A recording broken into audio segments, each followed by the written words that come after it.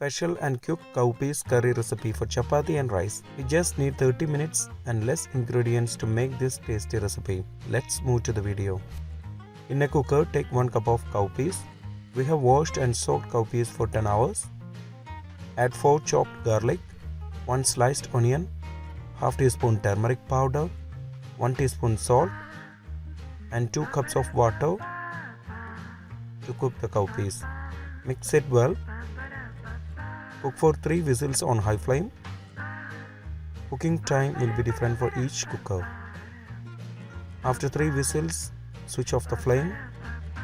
Keep it rest for at least 20 minutes before opening. After 20 minutes, we can open the lid.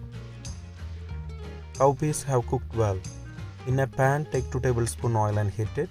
When the oil is in hot, add 1 teaspoon mustard seeds and wait until it splutters.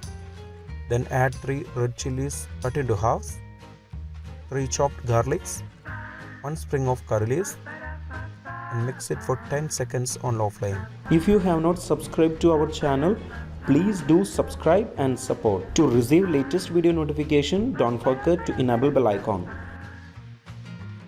Now add 10 sliced shallots and mix it well. Saute it for 5 minutes on medium flame until it turns to light golden color. Mix it well. Then add 1 teaspoon red chili powder and mix it well. Cook for a minute on low flame. Now add the cooked cowpeas to it. Add some water if required. Mix it well. Cook for 5 minutes on medium flame. After 5 minutes, switch off the flame. Kerala special simple cowpeas curry recipe for chapati and rice is ready.